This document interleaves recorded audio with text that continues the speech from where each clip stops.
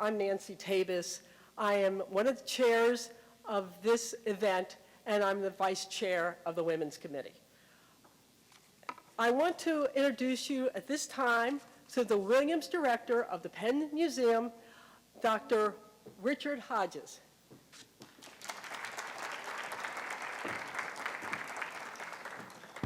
Thank you, Nancy. Well, first of all, a big thank you to the chairs of this event, Nancy Tabis, Nancy Weiss, and Beth Butler, who've made it happen. I think they've done a wonderful job. It's incredible to have so many people here in February when we imagine we're going to be deep in snow, and then we read that Rome and Athens are deep in snow instead. So feel good about it. I'm sure it'll come in April or May or even June. Anyway, I'd like to thank the Women's Committee yet again. I'm always saying this, but I mean it, that they have been at the heart of this museum. They've kept it going.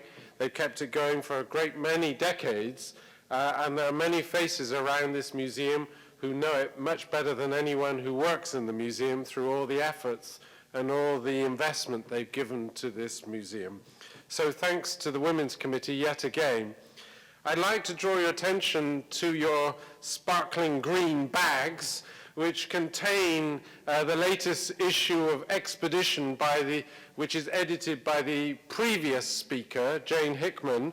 And there, if you're feeling you need a little sunshine, you can see that cast in the form of articles about Crete and Minoan bulls, and one or two other places from the Mediterranean and around the world.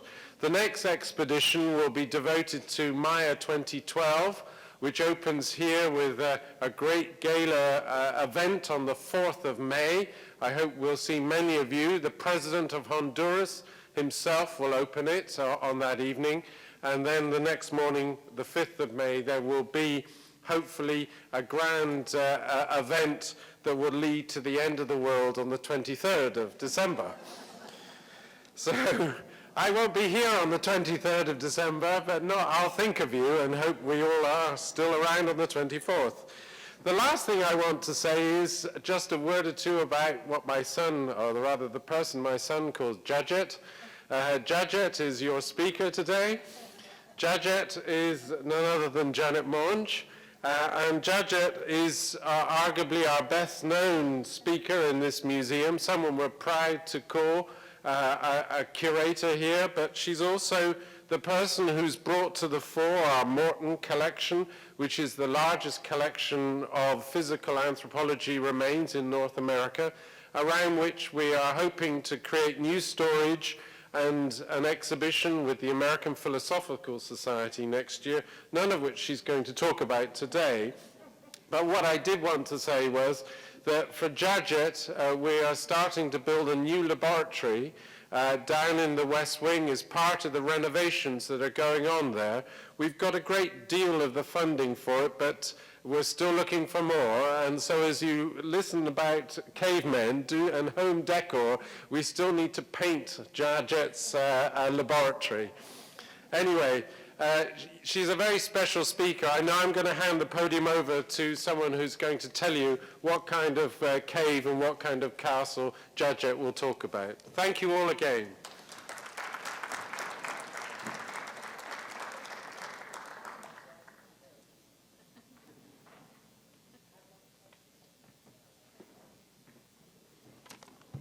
Hi, I'm Beth Butler. I'm another co-chair of the event, and I am so pleased to introduce Dr. Janet Monge. She received her PhD from the University of Pennsylvania in 1991. She is Keeper and Associate Curator, Physical Anthropology Section here at the museum, and Adjunct Associate Professor at the Department of Anthropology. Janet has done field work in many locations in Europe, Kenya, and Australia. Her primary interest is in the development of methodologies to preserve and broadcast data sets to the physical anthropology community. She is interested in the establishment of the emergence of humanists using methods for the extraction of life history variables. She is also keeper of the skeletal collections, which have just been referred to, and associate curator of the physical anthropology section here at the museum. Her dedication to undergraduate research has rewarded her with a grant to develop the museum as a National Center for Native American Student Research. Janet?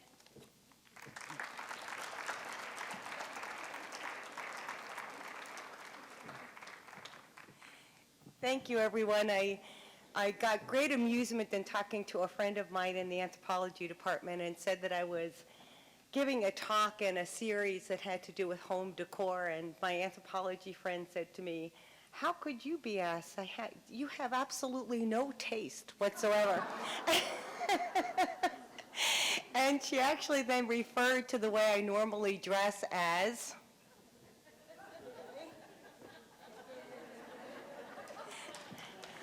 grunge Amish. I think very fitting. But my topic, of course, is not about the beautiful decorations, nor talking about all of those kinds of things that I seemingly have no taste and could make no effective comment on. My topic is actually in talking about cave homes, basically the origin essentially of something anthropologically that's very interesting to me, and that's the notion of home and how we construct home. Obviously, for I think most of us, the idea of cave home is the thing that comes into our minds as being the most sort of established part of the anthropological interest in homes.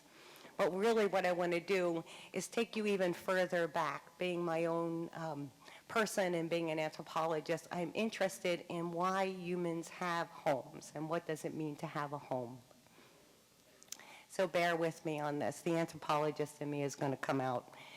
And I think that all anthropologists do the following thing, and that is that we very oftentimes are challenged by the thing that in our own background is definitely a weakness, and in my sense, being home is actually kind of a weakness. Humans do construct something which is called a home. And in an anthropological perspective, this is a very intriguing kind of a place.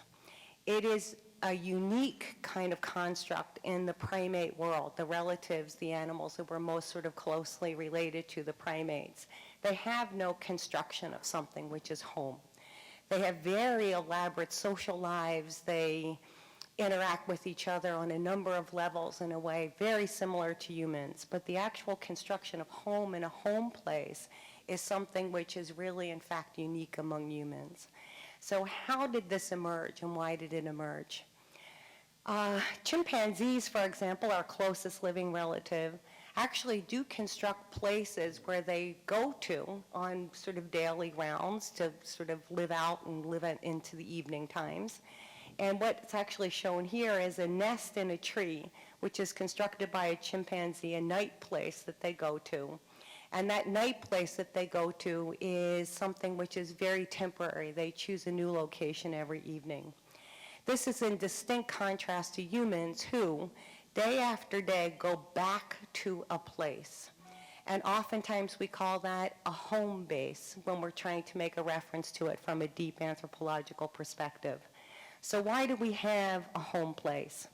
And I loved that I was talking to you people at the Women's Committee, because not only do you have a great deal of style, but a lot about home and home place has to do with the function and role of women in the construction of human society. So I think it's really kind of key to emphasize that here. So here's our chimp friends, and you can see that they do have a lush and elaborate social life. When they move through their environment, they extract resources from their environment. They eat everything that they extract. Every once in a while, they do share food among members of the group, but it's relatively rare, and it's usually constructed around the need to have social favors, okay, upon them. And it usually is, I will give her this piece of meat if she has sex with me, okay? Which might be the case still in humans, I'm not sure. In any event, okay, it is a very rare phenomenon to see this. In humans with the home place is a place of mutualism and a place where all things are shared. So indeed it is a rare thing in the animal world. We do return home on a daily basis, and we do this probably because as part of the sort of human experience, it's a necessary component for us, okay, to bring together what are disparate resources that we go out and track through the day, and then in that home place, share it not only between ourselves, but also too with our very long-term and immature offspring. So although we do see, for example, in much of the literature, people building tree houses, they're not just a momentary thing, a stop in the evening. They're really indeed a place we go back to. Houses come in a variety of forms in human cultures, and some of them are quite sort of unspectacular. So this is just a kind of a little bit of a sort of a vignette showing you a variety of kinds of things which are called houses or homes among a whole variety of groups of humans. They are oftentimes very temporary structures like the ones that you see here. Nevertheless, they are coalescence places. They can be used for short periods of time, maybe a couple weeks to a few months. In other cases, they can be used for decades or years, or in the case of my house, seemingly forever. It's an immovable object. Okay. I have found, actually, in going through the literature on this, and I teach classes in the structure of families and things like this, again, as part of my own background, that the newest kind of fad that's going in at the present time is the construction of what are called multi-generational homes. Some of you might have heard of this. So these dwellings have now become these places where multiple levels of a family actually come to cohabit together. These multi-generational homes were present, sort of as an odd phenomenon in the United States at various times, but now they've taken on a whole new character, such that when I was talking with my students in a class that I had last semester, about a third of them told me that they were going to, when they graduated from college, so this is Penn, so you would think, have a very successful career. Nevertheless, when they graduate from college, their intent was to return to a multi-generational home and to share this with their families. Okay. My generation, no way. I love my family, but there was no way I was sharing home with them. I mean, it would be to me a great failure, but for them, this is a very up-and-coming kind of a trend. And also, too, the statistics are quite interesting, and that is that if you have a child that graduates from college and comes back home, that child will not leave your home until they're at least 30 years of age. So you might want to look at the plans. They give some private spaces and things like this. Oh, good, this is not working. Great. All right. So what is home, and when did this sort of phenomenon begin? This is a good anthropological question, and we don't know, actually, and that's the real true sort of bottom line answer. We do know that we can take certain models from people who are what are called non-agriculturally based people who live through foraging and the extraction of sort of naturally growing resources in their environment as a model. And those people, do have these sort of temporary constructions of home that are indeed quite mobile, very similar to the one which is shown here, which is part of sort of a small group, again, multi-generational, that is present among the pygmies of the Ituri forests. And we think that that particular kind of pattern, that association with mutualism, occurred probably about 2 million years ago. This particular pattern allowed males and females to go after different resources in their environment, a very effective tool, not only suiting the nutritional needs of each of the individuals, but also allowing them to be able to have the luxury to raise children who took a great deal of time and a great deal of energy investment. We also, too, find that at that time, the investment of women and men in extracting of resources takes a very interesting kind of turn. And in the studies which have been done, not so much in the recent, because these groups, of course, are now very few and far between, the studies that have really come out through the 19th and early part of the 20th century actually show that women supply to the household at least 90% of the resources of that household. Yeah. And they do this in the extraction of a lot of vegetation processes, and that's actually shown in the upper left-hand side of the slide. I'm sorry, I have my laser pointer, but it doesn't project in this room where it's a little bit too bright. I normally would just sort of point that out. I tried to buy one of those super duper green laser pointers that you can get, the ones that they put in the eyes of pilots as they're flying over cities. And in order to purchase one of them, you actually have to have like a background prison check. And I was unwilling to do that because I was indeed arrested once. I mean, it was Vietnam, what can you say? You know, everybody was arrested at least once. But nevertheless, I was a little afraid that I wouldn't get my laser pointer. So I can't point, and that's why I'm making sort of a verbal description of what's going on. I could just spit. I should have filled out that form. I really could have used it today.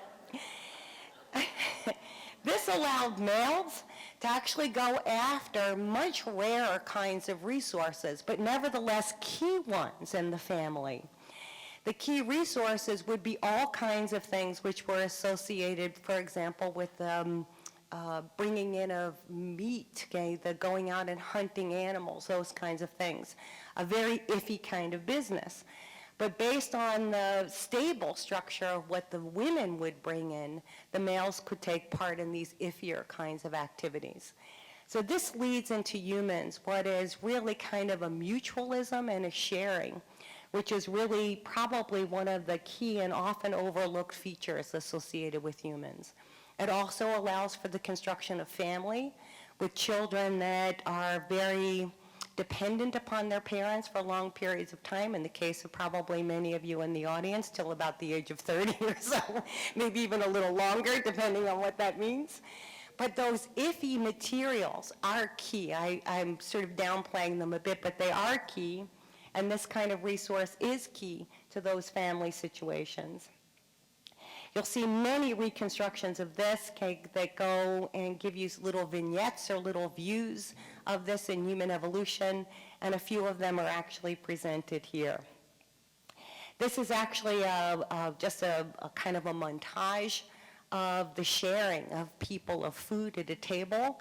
And now, of course, we've moved a little bit away from the women bringing in the vegetable matters and the males bringing in the meat, but nevertheless, that feeling of community, solidarity, family, which is part of the system, still remains with us today. And of course, all psychology experiments do indeed show that families that eat together have a tendency to stick together, because a lot of unifying features come as part of that phenomenon or process. By the time our ancestors, and this is probably about 2 million years ago again, but very strongly into the frame of closer to about 1 million years or so ago, our ancestors move out of Africa and begin to occupy areas that are more northerly. And at that junction, we begin to see probably the first true remnants of home. And that brings me to the topic of the talk here today, and that is the cave. What does the cave represent? The cave is actually a dwelling that is very easy to see archaeologically. There are, of course, many cave sites which have been excavated in various places around the world. They have been reconstructed in a variety of different ways, okay? But the most important thing, okay, about that is that these caves are real community places. They are also two places that, I'm sure most of you don't follow the literature all that actively on this, but have come into real strong focus just in the last week or so, because they seem to show in the remnants in these caves that people begin to do something because they're sort of solid and they're consistent. They begin to do something which I think is key to your sort of theme over the course of this springtime. They begin to decorate them.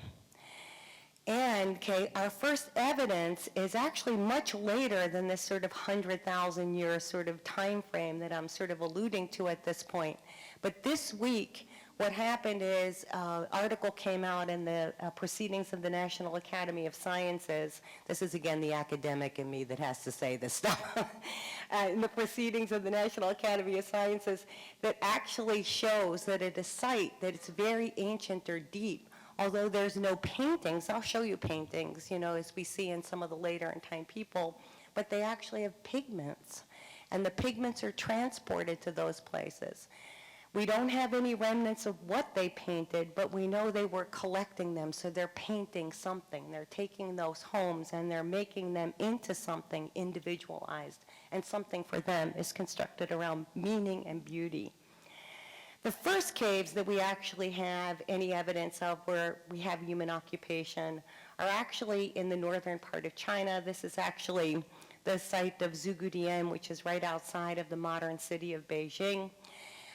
When caves exist, they're used very actively and often by people. I think you can understand why. They're a good protection place against predation. They're a good place to come back to. They're a good place to sort of socialize within. And reconstructions of some of these places, this one's a bit later and in the country, modern country of Jordan, the places actually fit very nicely our image of the extended family. Not only do we have sort of the construction of the shelter that's associated with the cave, but through the placement of hearths, they've actually been able to sort of kind of figure out the number of people who would actually be comfortable, okay, not only just going to those caves, but actually staying and sleeping in those caves. You can't see this at all here. Philadelphia has 7 sunny days a month, and one of them is today. Isn't that ever a bear? So I'm actually modifying a bit of my discussions because I know that you can't see some of the elements on this, but there's a beautiful cave over on the right-hand side here.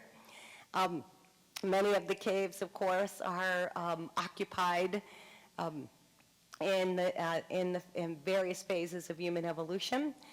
But I really want to talk also too, okay, not only about the occupation of the cave, which is usually close to the mouth of the cave, but talk about what happens in the deep recesses of those caves. And that's actually shown again on the right-hand side and is a little bit bled out, so you can't see it very well.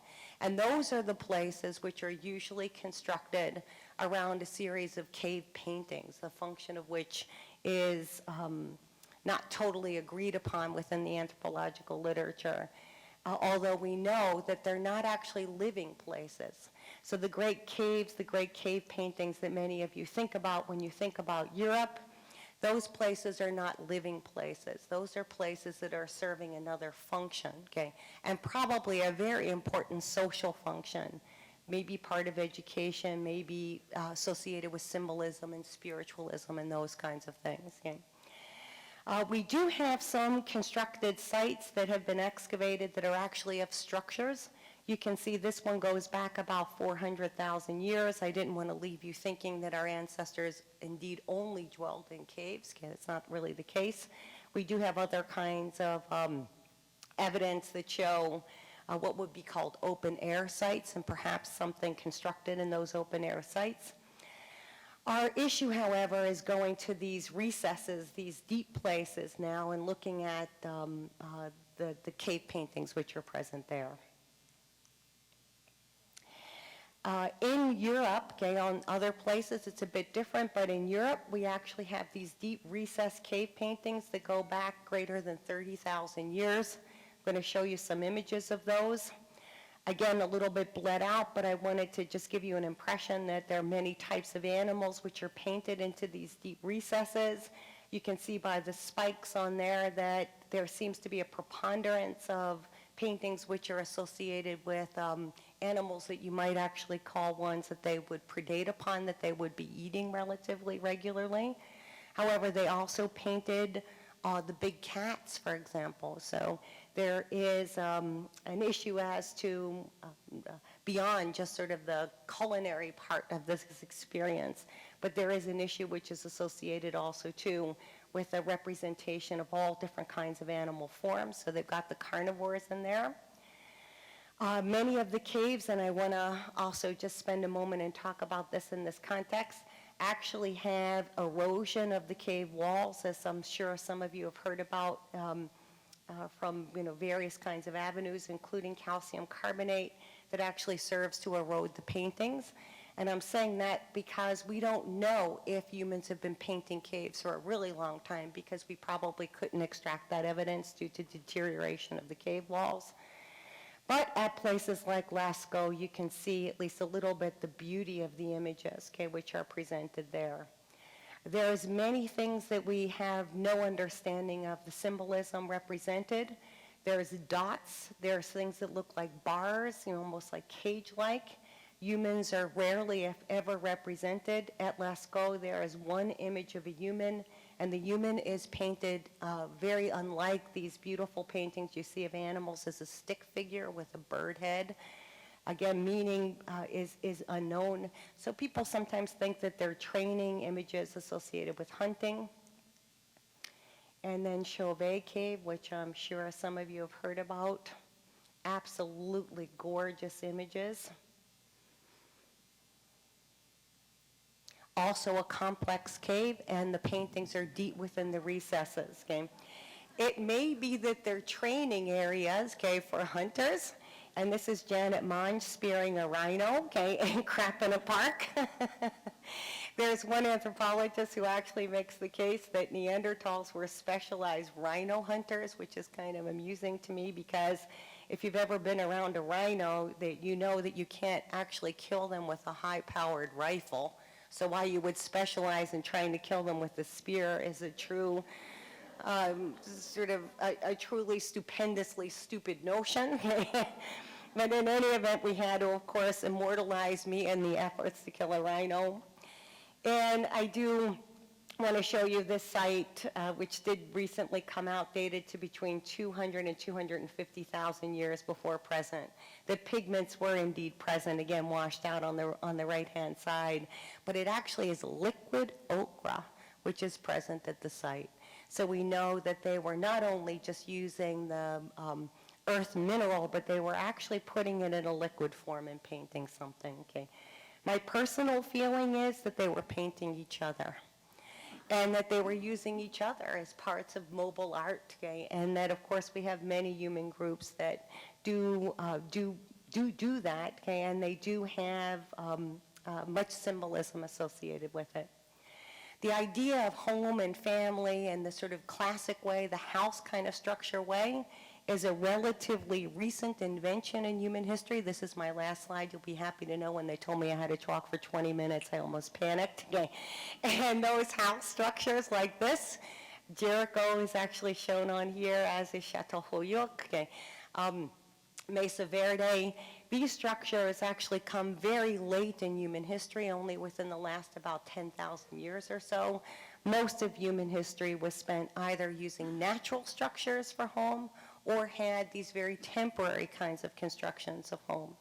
So home takes various forms, okay, in different places at different times. It does represent sharing and mutualism. It is very key to the essence of what is a human, and it is very much based on the importance of family, and especially of women and family. So I thank you very much for your kind attention. Hopefully I didn't go too much over my sort of 20-minute limit or so, although I'm never really short because I usually teach in classrooms with big clocks on the wall. So hopefully didn't keep you too long. So thank you. Yeah.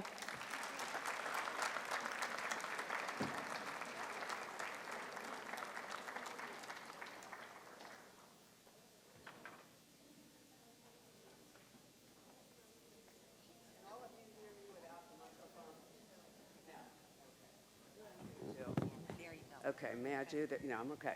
May I do this? My name is Nancy Bendiner Weiss. Sorry to turn my back, hold on. But I wanted to say I'm not going to break the chain of this marvelous talk to talk about it's now home decor of caves, whatever we want to call them. I don't think man cave is a frame of reference with which we are all not familiar. But the fact of the matter is Barbara Eberlein is an award-winning interior designer. I can't think of a greater juxtaposition of superb skills than to have her come right now and show what she's got to show with the continuity of all of this. She has won many awards. She's on HGTV all the time talking about nuances of dwellings. You know what? You don't want to hear me? Come on, Barbara. This is much more important.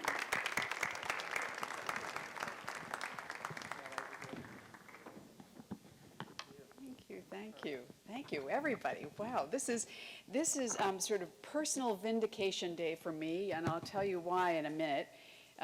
When I was an 18-year-old student at the University of Chicago studying ancient religious history and archaeology, my mother daily said to me, "What are you going to do with that? You're never going to get a job. You're never going to make a living. You're never going to be anything. What are you doing? What are you doing? What are you doing?" And I said, just wait. It'll all connect. Well, 5 years later, I graduated, and she still said, "What are you going to do? How are you going to make a living?" And I thought, oh, she's kind of right. Okay. So I went back to school and followed a lifelong dream of pursuing interior design, always with an eye to connecting the dots. And here it is. We studied old buildings before. Now we're working on old buildings, perhaps not quite as old, but that is the connection. So Mother, I hope you're listening. And it really does come all around. The other part of the reason I'm so happy to be here is it's my birthday, so you're all at my party. Thank you for coming. And the gift table's over there. And as the sun goes around, you're going to see these slides less and less. So maybe I'll just leave it on during lunch on the little PowerPoint here, which I will admit I have never used. So we will try it right now. And I'm going to read because I forget things. So thank you, everybody, for letting me talk. And I'm going to make this massive leap from Janet's wonderful talk. I think you left off at about 40,000 BC. Well, I'm starting at 2000 just because I want to. And I'm going from 2000 BC, now called BCE, to 2000 AD. And first, I'd like to thank the organizers for this unique lecture series, which invites all of us to explore and reflect on beauty, finally. Beauty through the ages, and it is truly a rare treat to be able to pause in the middle of the day and take time to focus on aesthetics, which even people like me who pays attention to this 12 hours a day, 7 days a week, never gets to focus on in a formalized, structured way. So thank you, all of you. So the study of interior design is, at its essence, the study of material culture. And it's absolutely vital for architects and designers to understand not only the history of decorative arts, but also the broad history of mankind, by which I mean our politics, our sociology, our religion, and especially our psychology, because all of these are expressed in our built environment. And they are consistently and insistently expressed in the domestic interior, the space which is closest and most important to us. Well, the history of the domestic interior is a fascinating one to explore and can be done in a number of ways. I'm just going to flip through a couple of pictures and you'll see what I'm doing soon. Some of the ways we like to think about things are chronologically, geographically, stylistically, functionally, politically, economically, sociologically, and technologically. And one of the strongest messages I can impart today is that when a style or a motif or a trend captures our imagination, on one or more of these levels, it endures and it is reinterpreted throughout history.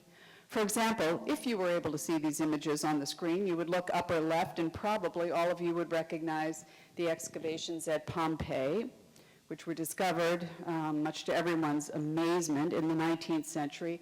This first upper left image from a beautiful villa in the Bay of Naples, which was executed sometime before 79 AD, when, of course, Mount Vesuvius erupted and literally incinerated the surrounding towns.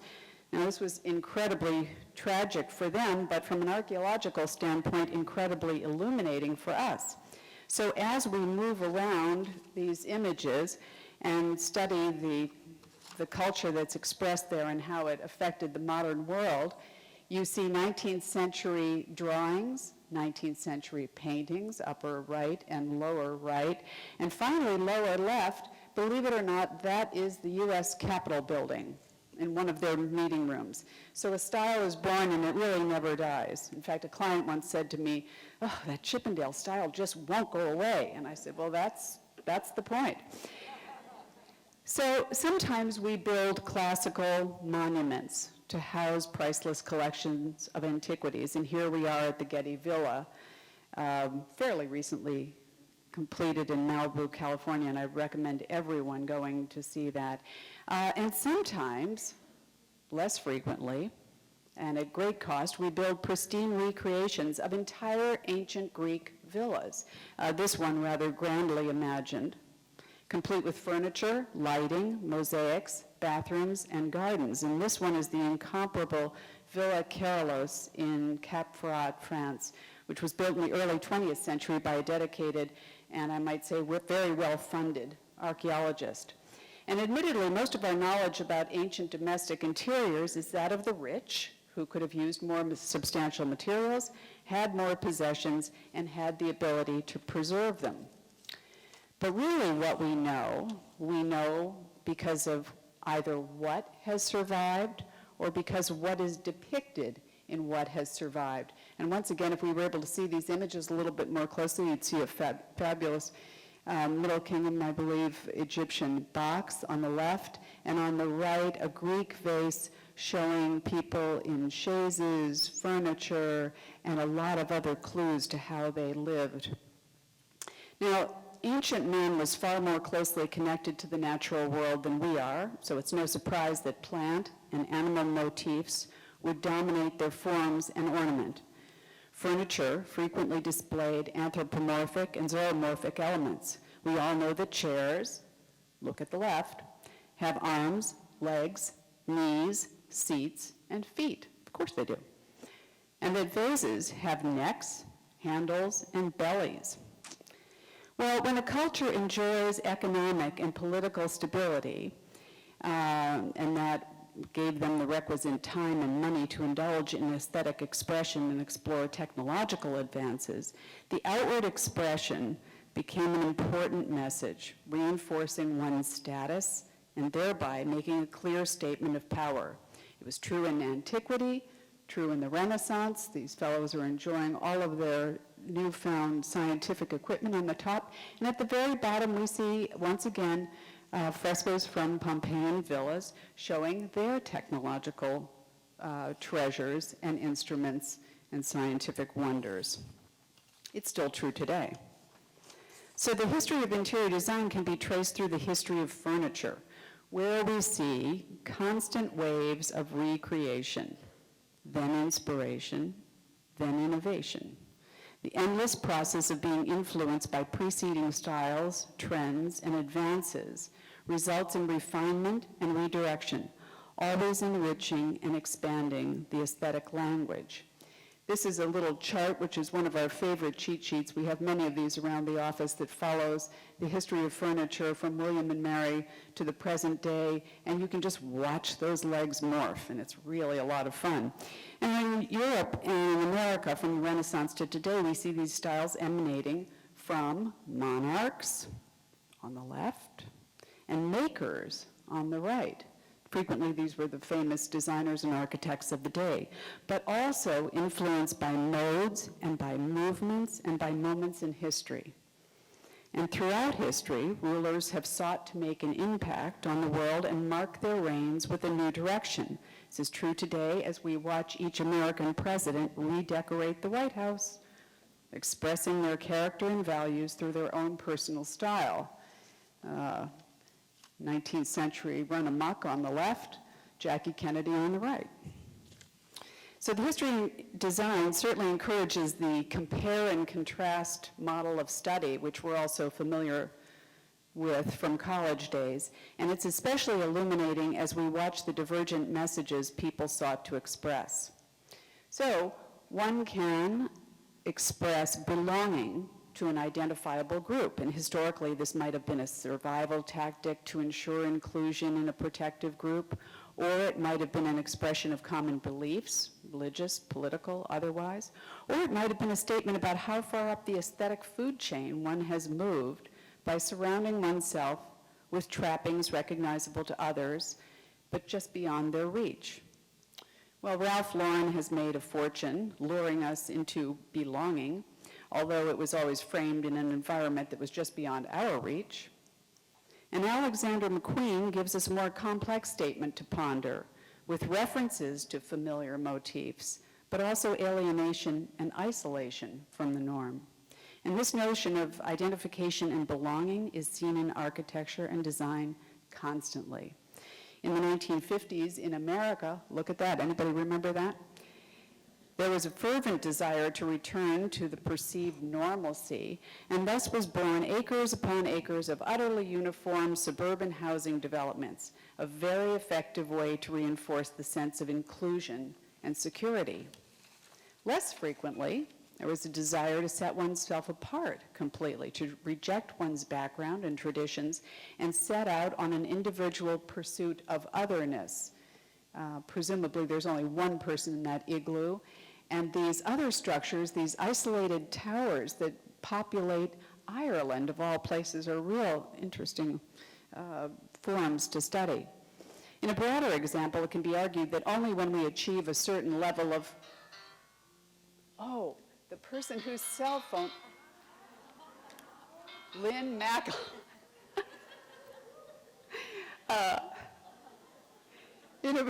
Great. In a broader example, it can be argued that only when we achieve a certain level of economic and political comfort, that this can then be embraced by a larger group of people in order to become a trend, the trend of differentness. Modernism, for example. But we can compare and contrast from a particular point in history. We all know this guy. But only a few years and a few miles separate the splendor and excess of Henry VIII's court from the austere monasticism we imagine in Martin Luther's Germany. Of course, one of the most obvious expressions is an economic one. At the beginning of the Industrial Revolution, Americans amassed huge fortunes on a scale previously unknown and unattainable. And at the same time, the luxury steamship made travel to Europe easy so they could join their European peers on the Grand Tour. And when these newly minted tycoons returned with ideas about how to emulate the grand lifestyle they witnessed, they were met with an able and ambitious group of architects and designers to fulfill their every desire. They still are. Hence, while they may have grown up in more humble surroundings, soon they were building buildings like these and creating a whole new group to identify with, even though they were all seeking to distinguish themselves. So comparatively little is known about prehistoric furniture styles, but we do know about the materials that were utilized. Wood, which could be split and carved, stone, which could be stacked, cut, and carved, animal skins, which could be dried and stretched, and plant fibers, which could be woven and braided. Later, a dizzying array of materials and techniques were utilized and embellished to decorate objects. They were painted, carved, lacquered, gilded, inlaid, veneered, upholstered, mirrored, and jeweled. At least from the Egyptians on, the love of luxury produced highly sophisticated objects and environments. And there we have 19th century carved crystal furniture by Osler, and then a Roman form table. I just have to tell you what this is. Anne Clismo's chairs made out of mirror. It's fabulous. So the conquest of new lands brought introduction of new furniture forms, entirely new modes of embellishment. These new aesthetics, just like new politics, religion, and language, were absorbed and incorporated into the dominant culture. The cross-pollination of aesthetics allows us to follow several types over the last 4,000 years, and we can see how these motifs, materials, and styles are still incorporated in design today. And the debate about form versus function is nothing new. What we're looking at here in particular is a Middle Kingdom Egyptian chest and a 1920s Art Deco shagreen-covered stool. Both very, very popular.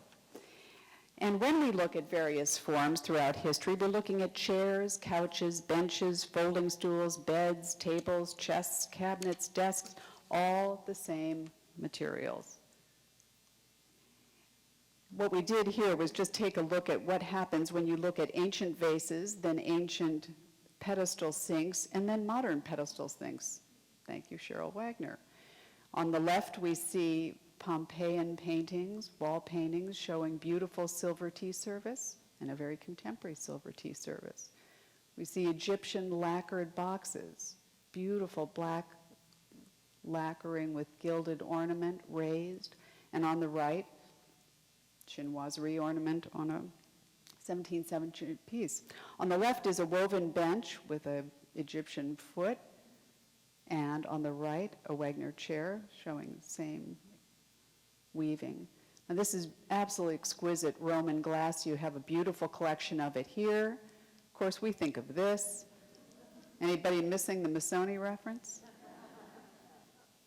An ancient mosaic floor, modern op art. Exquisite, exquisite early pottery with Greek key motifs and banding, turning into floor materials, furniture, 16th century Turkish carpets, inspiring Art Deco carpets. And on the right is Egyptian wall painting, which we then see as Pompeian wall painting, and later, and still later, this is the incredible map room at the Vatican if no one's seen it, and still later, these are contemporary, relatively contemporary wall paintings based on ancient motifs, getting a little wilder, and now we turn it into silvered ornament in the Rococo style in Germany, into gilded and painted style, into back to chinoiserie, on to Robert Adam and neoclassicism, more neoclassicism, even very beautiful, simple, stenciled, naive decoration, print rooms, and this is the most astonishing thing I've seen. What would have been painted, but here is done in inlaid veneers, in marquetry, covering the entire room, incorporating ancient cities, Renaissance cities, and contemporary cities. You'll see skyscrapers in the background. There it is. And that's someone's study in New York. Ancient references, of course, turn into Hollywood Regency references. And now we're off onto the chairs. So we're at an Egyptian paw-footed chair, and an example, and another quite beautiful. We'll watch how this changes. And another. And here she is, wonderful woman sitting on a white ground Greek lekathos with that inverted animal paw foot, the cross-legged stool. Watch this form. And here are the same animal feet and animal feet again. Now we're going to follow one of my absolute favorites, which is the klezmos chair, a style that once it was popularized never went out of style. There it is, recreated in the Villa Carolus again in its, quote, natural setting in ancient Greece, even though we know it's the south of France. It turns itself into a chaise. It shows up again in 19th century Russian palaces. In America in the 19th century, takes another little turn. This one turns itself into a completely different and completely wonderful library ladder. Another spoonback. You see it again in a very contemporary setting. Now it moves outdoors. Klezmos is everywhere. Even Barbie loves klezmos chairs. We see them in American diners. Same thing. And of course, it's not long before it appears in stainless steel and faux, I guess it's faux crocodile. And last but not least, in lucite. There we go. Same form. So sometimes when we look at benches, also one of my favorites, we can take a peek at early Cycladic sculpture to give us some hints, and soon you'll see those legs start to cross. There we are in Egypt, absolutely exquisite inlaid X-form stools. These could be used by nomadic people because they can be easily swept up and tucked up and packed up. They can be used during wars if you're in the middle of a campaign and you need to clear out quickly because your team is not winning. Here it is again in Louis XV style France and in situ, there it is, sitting right where it should be. And also in the 18th century, but mid-century modern takes over, and that is America, New York City, same form, same form.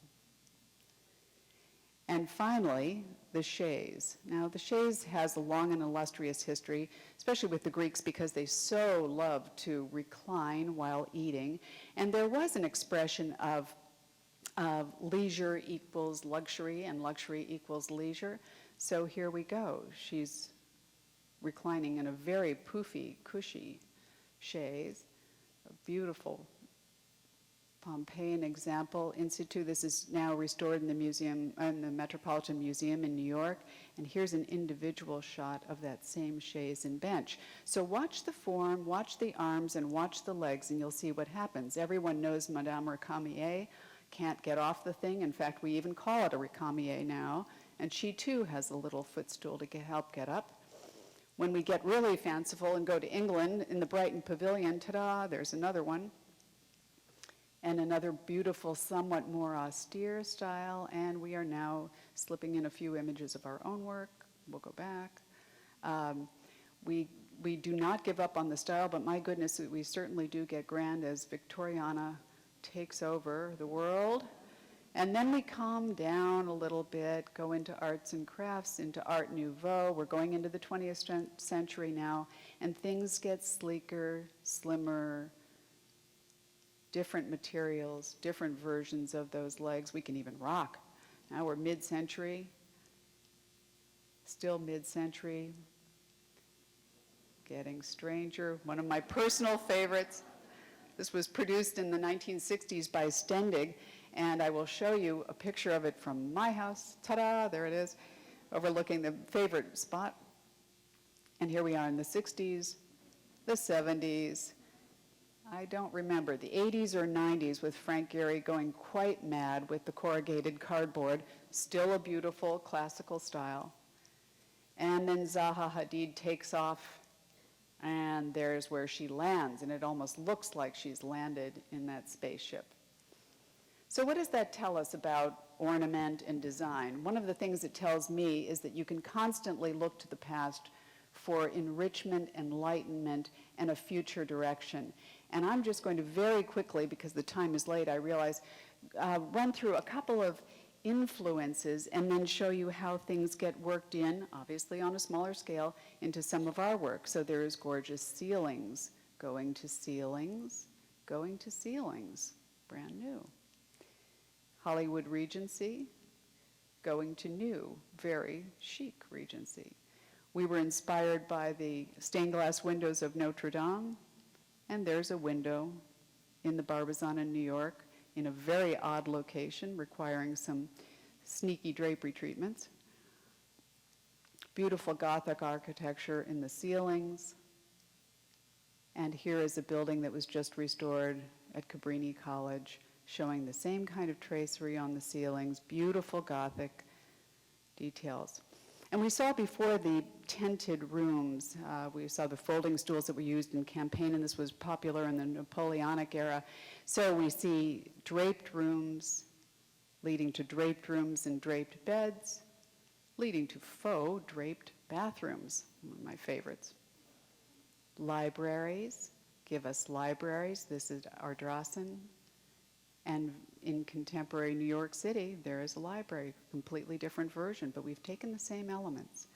This is an all-time favorite, wonderful, crazy chair, which turns itself into a very beautiful, sophisticated form with powerful decoration, and is then translated into 5 exotic woods by Tenreiro, a mid-century designer in Brazil. And there it is, and the way we used it in New York City. And there it is again. We love mosaic floors. We see them all over the ancient world. We see them in the Renaissance. We see them later. And here we are in Villa Carlos looking straight into that marvelous bathtub. It's a bathtub.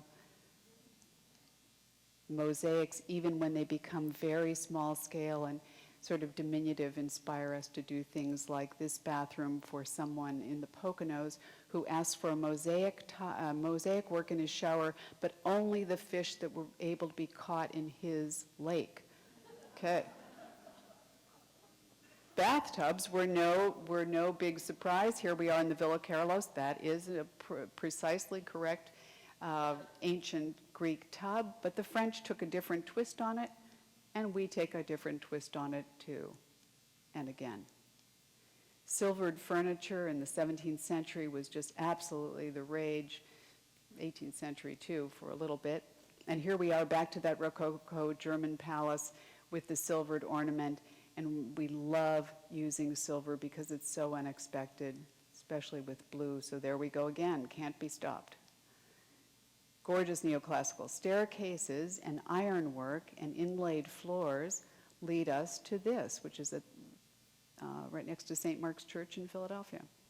And we see another view of that, and a contemporary view. Roman tables from the 18th century using classical motifs are placed in our work. Break front mahogany cabinetry turning into bars. Yes, those are beer taps on the left. And in a contemporary house, newly built. And here we are with our chaise, going to chaise in situ in a very contemporary room with a chaise as well. And if we watch the Klismos chair turn into Duncan Fife chairs, turn into 19th century Russian chairs, turn into contemporary chairs, and very contemporary chairs, we can see that these forms just don't go away. And this was the person who said to me, "Why doesn't that Chippendale style die?" And I said, "You can't kill it. There it is." And columns abound. Interior, exterior, Ionic, Doric, Corinthian, composite.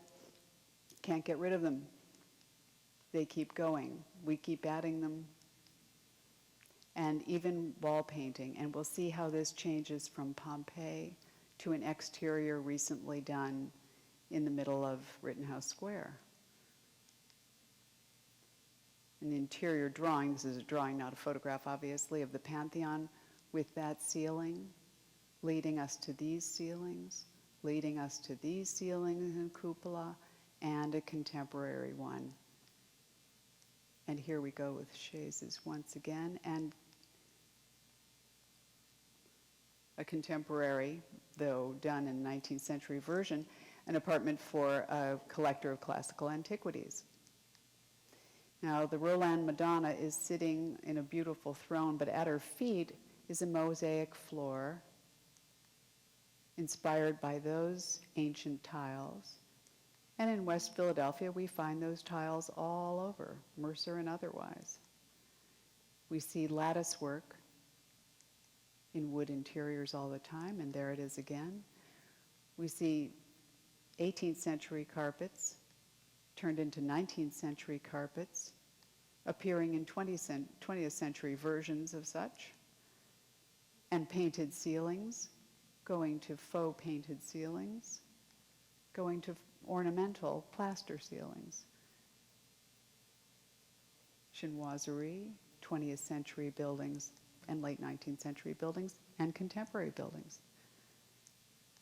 Our X-frames, endlessly adaptable.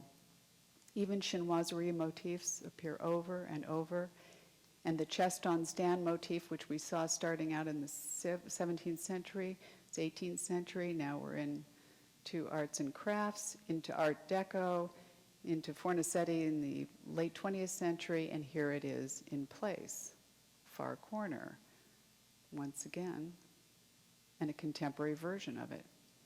And even what we're calling grotesques, which were very popular and widely popularized around the world by Robert Adam in the late 18th century, are turned into appropriate wall coverings for 19th century houses, late 19th century houses, paneled as artwork,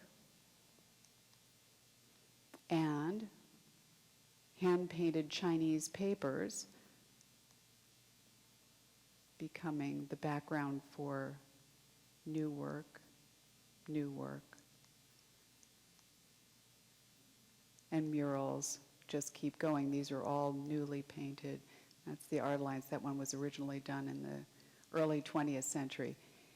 And groin vaulted and barrel vaulted ceilings getting simplified, and then installed in Philadelphia. You've got it. And ornamented ceilings and walls, going to ornamented ceilings and walls. Bed frames getting simpler, simpler, and newly installed. And lastly, octagonal ceiling coffers going to rectangular ceiling coffers, and highly ornamental papers on the ceiling. That first one was 17th century, now we're in the 19th century. And last but not least, Roman table motifs. And if you look carefully at this table, which came out of the Vatican, you will see there he is. He's the same lion, the same statement of robust strength and power. And I wish you could see this cartoon a little bit better, but this cartoonist, of course, knows the answer, and that is that if you care for design and nourish and nurture ornamentation, it will proliferate, it will spread across the land. This happy farmer is doing. And here we are in Greece again, studying just the concept of fluidity and beauty and movement. And who picks it up better than Alexander McQueen in his last collection? And there they are together. So thank you all for coming and listening.